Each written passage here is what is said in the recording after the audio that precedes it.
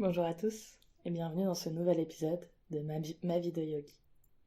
Je suis Oran, votre hôte, et aujourd'hui nous allons explorer un concept profondément enraciné dans la philosophie indienne, le karma. Le karma, c'est l'une de ces notions qui éveille la curiosité et la réflexion.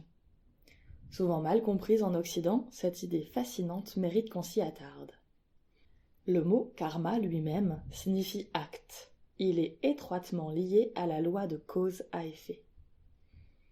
Ce qui rend le karma si captivant, c'est que c'est une loi de rétribution des actes qui s'applique constamment dès que nous agissons, parlons ou même pensons.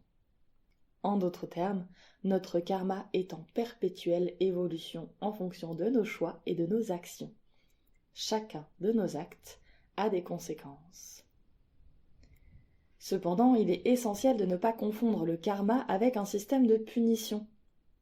Le karma est simplement la loi naturelle qui régule les conséquences de nos actions. L'idée n'est pas de juger, mais de comprendre que tout ce que nous faisons a un impact sur nous-mêmes et sur notre environnement. Une chose à noter importante est que juger autrui génère automatiquement du mauvais karma. Refuser de tendre la main à quelqu'un qui a commis une grave erreur, par exemple, serait contre-productif d'un point de vue karmique. Le karma nous rappelle que la compassion et l'empathie sont des éléments essentiels pour créer un équilibre dans nos vies. Il existe 3 principaux types de karma. Le premier est le karma qui fructifie. Celui-ci est déjà en mouvement. On ne peut ni être arrêté ni modifié, car il est en cours depuis notre incarnation. Nous devons simplement accepter les conséquences de ces actions passées. Ensuite, il y a le karma de l'entrepôt. Karma qui est stocké en attente.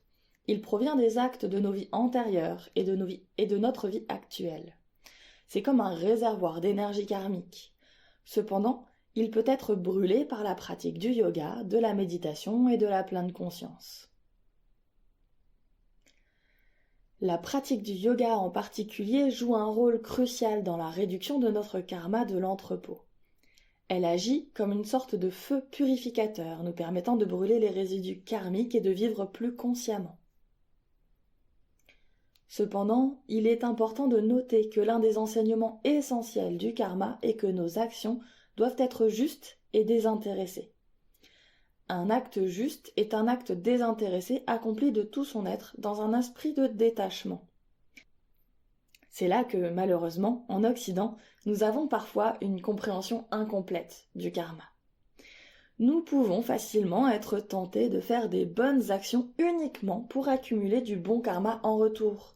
Mais cela va à l'encontre de l'essence même du karma. En réalité, le karma n'est pas une monnaie d'échange. Il ne s'agit pas de faire du bien pour en recevoir en retour. Le vrai karma positif provient d'actes justes, désintéressés, accomplis avec amour et compassion, sans attente de récompense. En conclusion, le karma est une notion profonde et complexe, mais aussi pleine d'implications pour nos vies.